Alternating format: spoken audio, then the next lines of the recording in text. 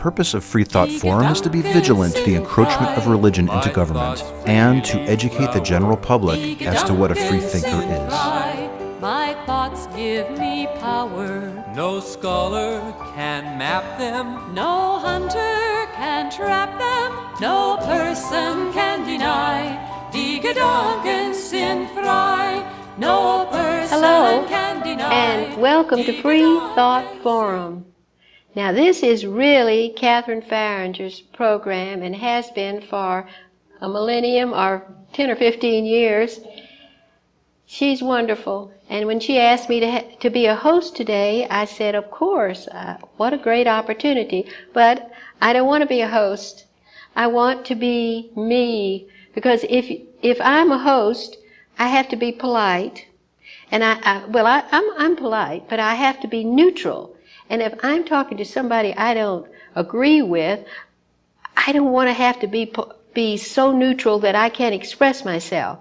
And thank goodness I have a friend today who agrees with me on just about everything except astrology. And so, and I'm glad he's here because we'll be more like co-anchors or talking heads. And I want you to welcome Philip Krumm. Philip, I'm glad you came today. And you're not a big Christian nut that I have to tolerate. No. And I want to know, but first, tell us, well, I already know what you do, but I'd like you to tell our audience what your work is and how you have to be associated with the Freethinkers. I'm a Freethinker.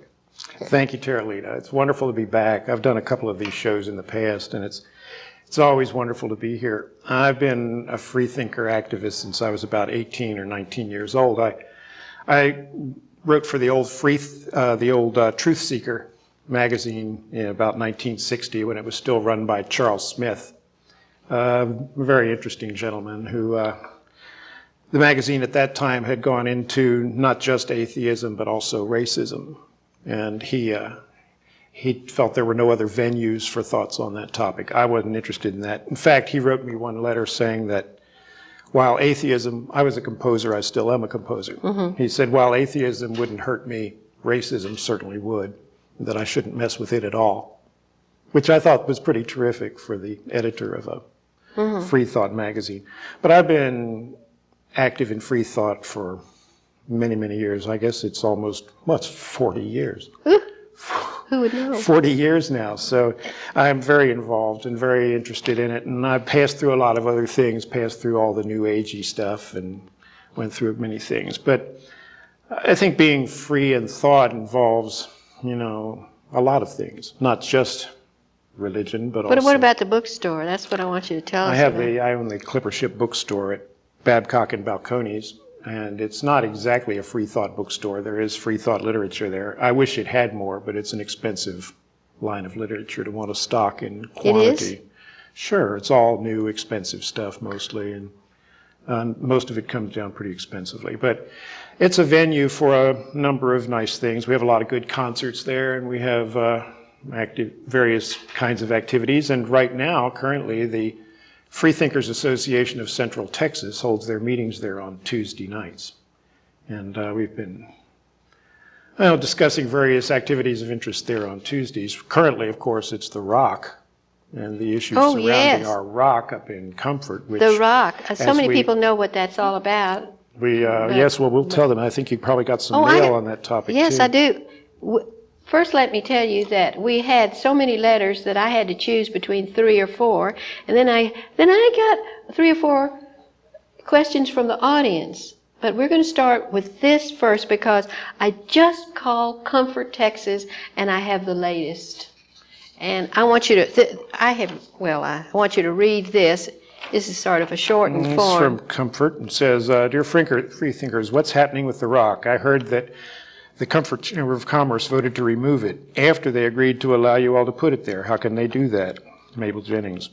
And P.S. When is your Robert Ingersoll celebration in Comfort? Well, as we tape this on May the 12th, is it the 12th? Yeah, today's the 12th. Yeah, tomorrow will be the Robert Ingersoll celebration in Comfort, and we're going to go up there and see if we can still see our rock. I guess I can give a little bit of history on this, what I know. I don't know what you know out there, but Comfort was founded by freethinkers in the 1840s and 1850s. These were people who came over here from Europe to escape the religious tyrannies of Europe. Everything in Europe was a theocracy.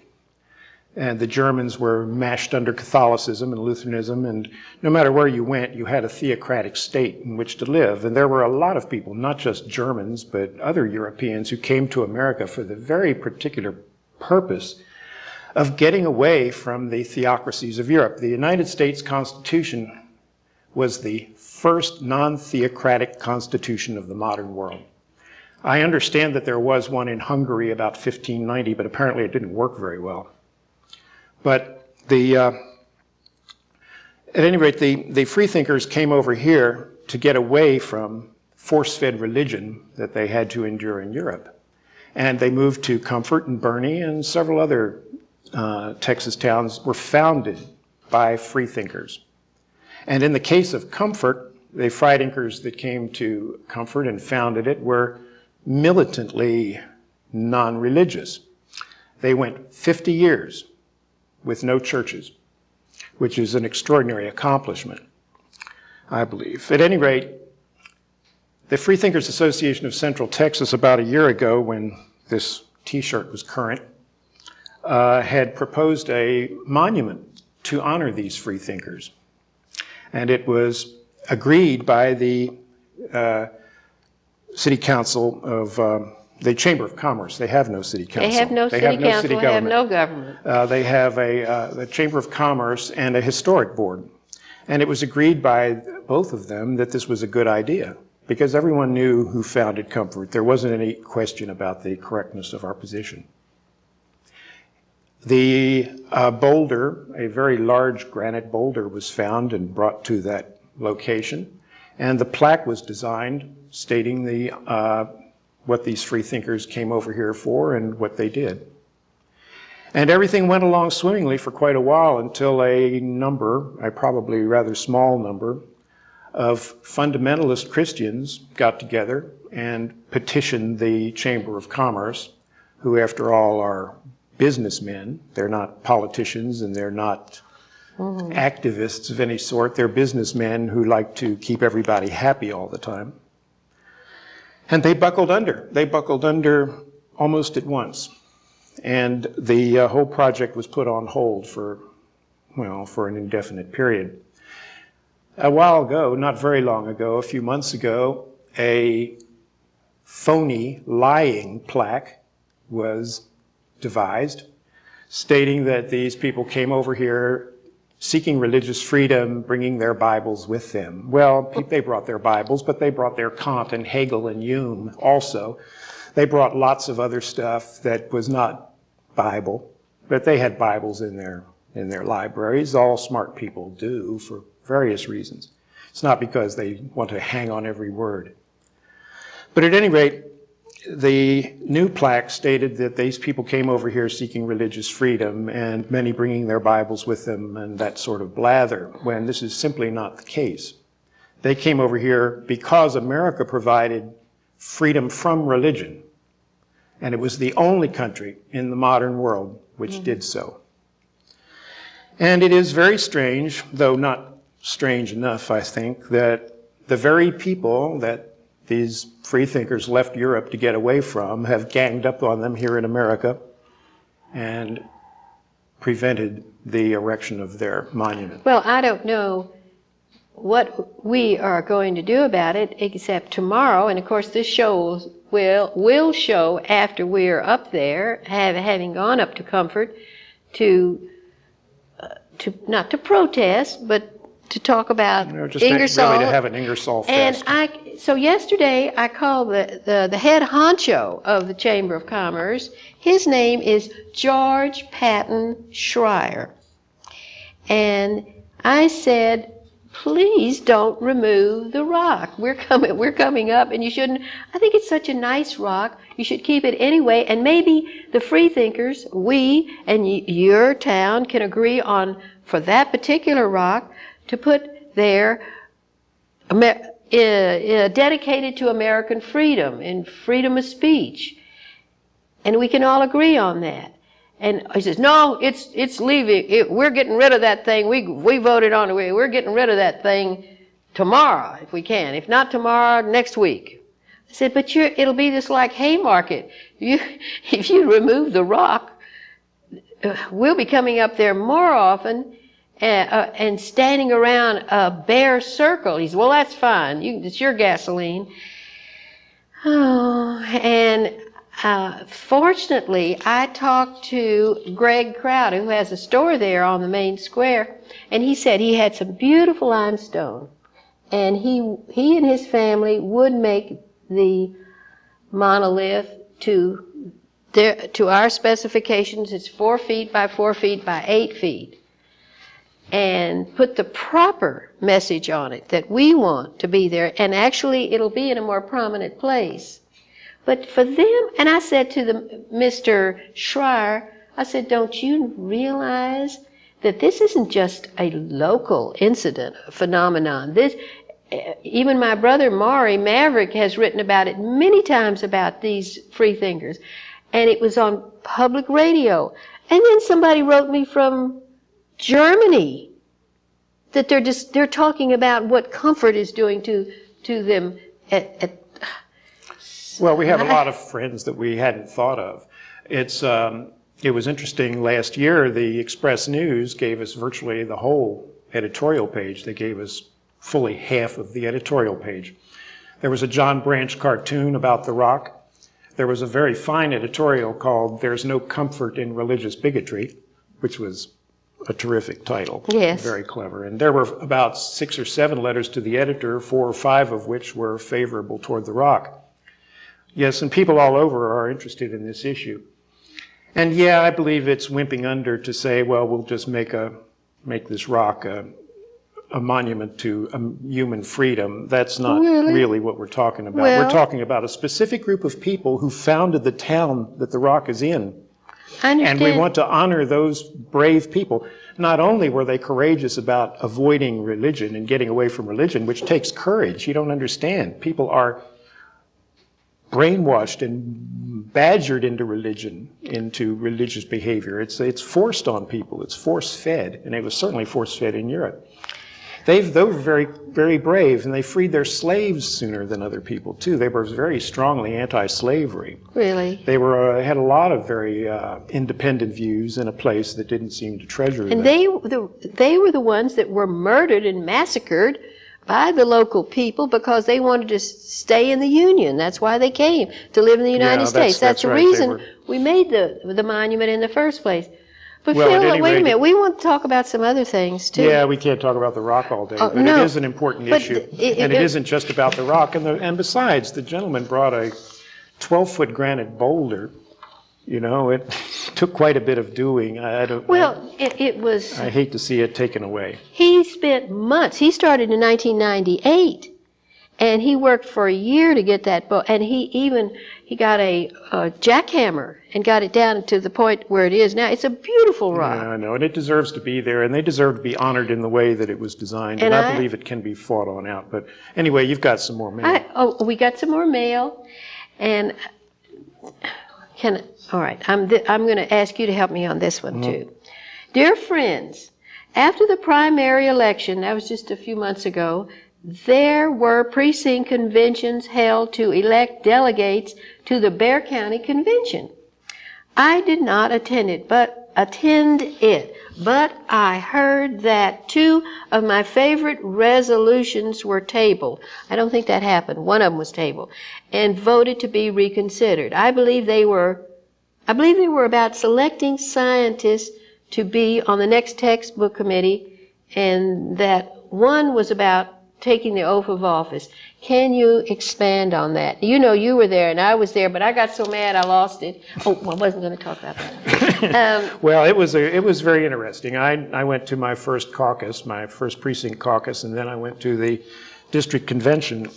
And by good luck, I was selected for the resolutions committee, which was quite interesting to be able to take part in local political process. And yes, one of the things that we submitted, one of 26 or 27 resolutions that we worked on was that we suggested that a scientist serve on the state textbook committee. Right now it's just a bunch of homemakers and such, and all of them... Evangelical. Yeah, evangelicals and people picked by the governor anyway. At any rate, it was not approved. It wasn't tabled. It was sent back for reconsideration. And it was sent back because Joe Bernal got up and made a rather, I thought, uninteresting speech that seemed to be all about George Bush and how much he didn't want George Bush to be picking the scientists. But he doesn't seem to mind that he picks the housewives and the... Well, but I don't like you saying the word housewives. I want you to say there's nothing wrong with housewives. No, there's nothing wrong with housewives. But he picks fundamentalists. Sometimes, yeah. But he picks people not qualified to pass on science. Pass on science. It's a very important point that we might make, which is you don't get to pick and choose what you believe about science. You know, it's like saying, well, maybe, and making these kind of decisions where you kind of try to make everybody happy. You know, it's like if somebody came along and said, well, I'm not really clear on this 2 + 2 being 4 thing. I think maybe sometimes it might be 6. And then a bunch of politicians get together and decide maybe, well, it's kind of ±5 will be the correct. That will be the politically agreed upon answer so that these people aren't unhappy. Well, sometimes people have to be unhappy about science. It's not a matter of your personal choice, what you choose to believe in. And but creationists say it's just a theory. Well, that's fun. That's because they're ignorant. You got the Pythagorean theory too, right? It's not a theory like, you know, I think this is done like this. Theory in science doesn't mean opinion. Theory in science means a body of laws based on observed phenomenon which explain a given set of behaviors or a given set of systems. It doesn't mean it's just his imaginations about what happens. It's a special word in science. There's a theory of gravitation too, but nobody pretends there's no gravity, or that, and nobody says, well, maybe I don't want to believe in gravity, but that would be stupid. Well, you can't crack open a rock without seeing evidence for evolution. It's just nothing. You can't debate it. It's not like it doesn't. What they debate about is maybe how long certain things took, how certain kinds of jumps took place. Those are subjects. At any rate, we're getting away from it. Another thing was that we talked about was we passed nearly 25 resolutions. We really worked hard, and a few of them were our resolutions, or that there were a lot of good ones. There were so many good ones, but I was astonished at some of them that were. Well, the one that stunned me was were not that passed. This one stunned me, and this one passed, and this one stunned me that they got away with it. There's been an amendment to the state constitution that says in order to hold public office, you must express belief in a supreme being. Now, this is horrible. First off, it violates the state constitution, which already said that there should be no religious test for public office. It violates the federal constitution, which says that there should be no test for public office. And so, how did they get it in there in the first place? How did people get unconstitutional amendments? You mean that law? That was already, because it was passed at 2 o'clock in the morning after everybody had gone to a party about a few minutes before, and then that's the way they did it. We passed a resolution which will take away that and put it back. We passed a resolution. We passed that resolution. That was Resolution 3. Rescind the law that you have to swear to God that you will uphold the Constitution of the United States. That's right. And we passed the resolution to oppose school vouchers, which is another. Yes, well, that's good. That was wonderful too. And all that money's going to these churches, like the private. It's a very funny problem. You know, I have this discussion with conservative friends every once in a while who drop in the store, and they do. They don't stay long, but they drop in. But the GI Bill of Rights comes up.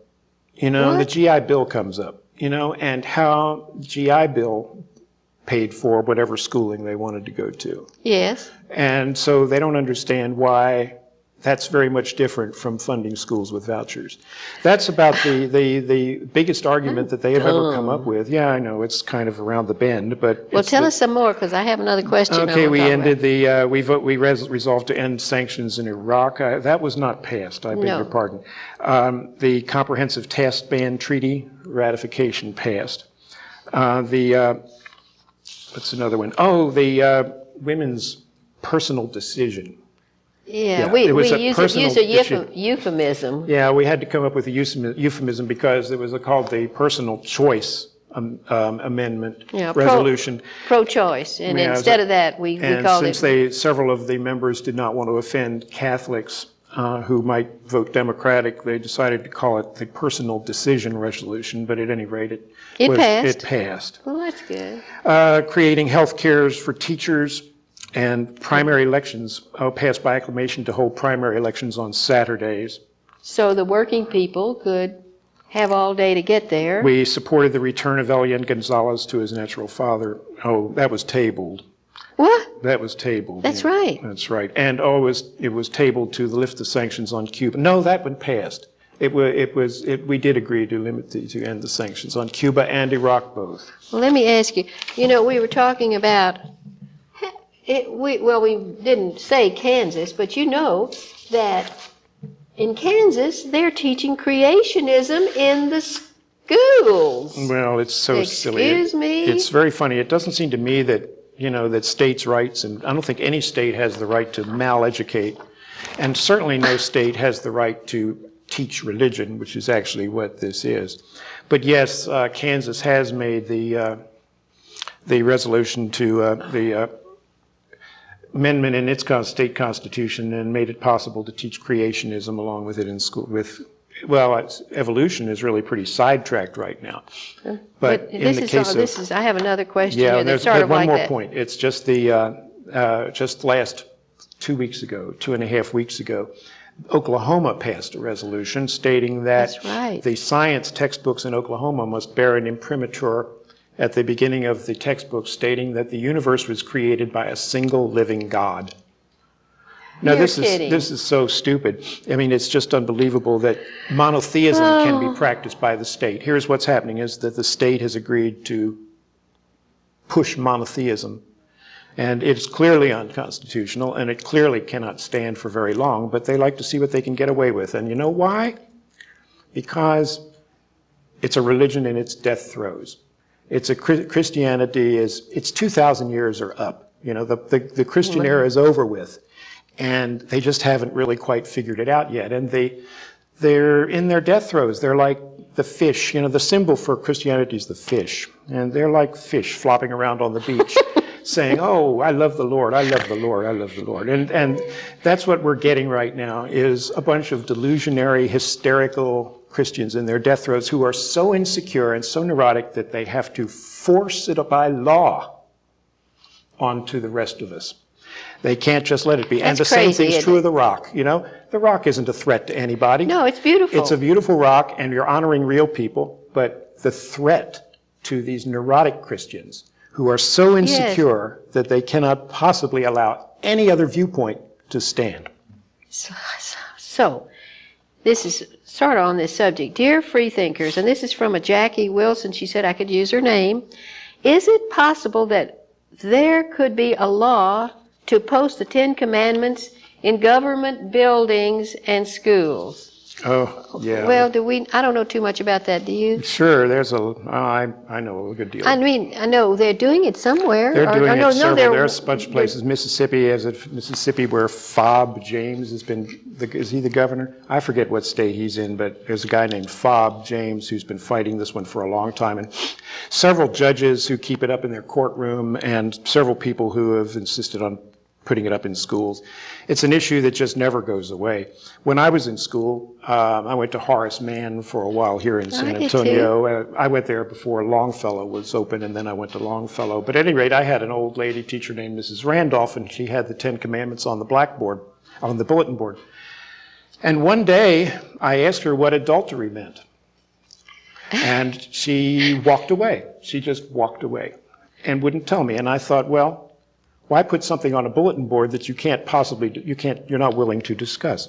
Did you already know? No, I really was not clear on what adultery was. I thought it meant being an adult. I thought it meant was the state of adultness. And it seemed very bad not to be able to do that. And she wouldn't tell you? I thought, sure, you could be an adult if you wanted to. But at any rate, this was not popular with me. She would not tell me what it was. Well, I don't know. You know, this is so stupid. I went to Hawthorne. Oh, I had to. This is very stupid. Anyway, the Ten Commandments are horrible. First off, the first three are all about kissing up to this poor old dead God, poor old sick Yahweh who's been gone for so long that, well, you know, Nietzsche could smell him in 1880. So it's one of those things where first three amendments deal with kissing up to a dead God, and then the rest of them are kind of catch as catch can, whether they're any use to anybody then thou or not. shalt but whether not. School kids That's dumb to say thou shalt not. In the Arab commandments, they say you will help the poor, you will be good to your wife, and they put it in a positive way. And it's much easier to be. Well, there's a whole lot of. There's a bunch of other commandments in the Bible. They could have picked and chosen. I believe that any group of people. Almost any group of people, Christians probably accepted, could come up with 10 better rules for living than the commandments are. And it seems to me a very stupid idea to press it's worse than stupid. It's forcing religion. It's forcing second-hand, third-rate religion on school children and pretending that somehow these boring commandments have some meaning for modern life. I don't think they have any meaning. I thought they never did have any meaning.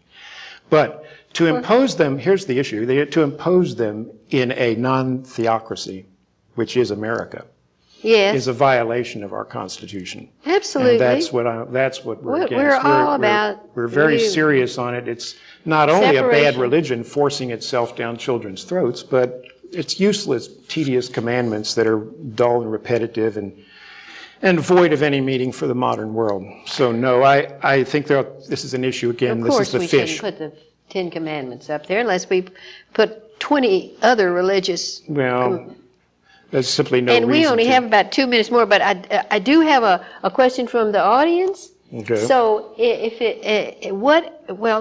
now I'm not the host. I get to talk too. Mm-hmm. All right. What is your opinion of the Pope recruiting in India for converts, and then what will we do to a population that is today, they say, 1 billion?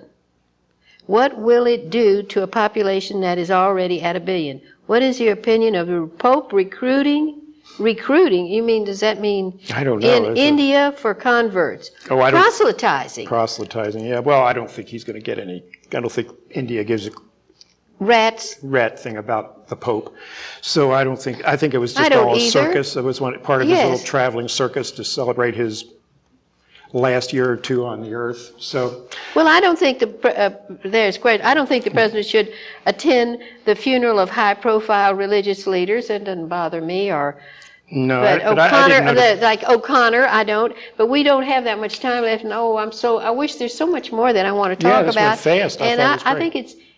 I think it's important that we speak out, because when we were protesting there in front of the post office, we got more thumbs up, 3 to 4 to 1, for the signs that we were holding. Oh, we have churches. We have more friends than the taxpayers dry, and they should pay their fair share. And thank you for listening in to Freethought Forum and Catherine's show. And I do hope that you will listen in and watch again. Thank you very much. Thank you, Philip. Thank you. Thank you for being with me today. I think as I please, and this gives me pleasure. My conscience decrees, this right I must treasure. My thoughts will not cater to duke or dictator, no person can deny.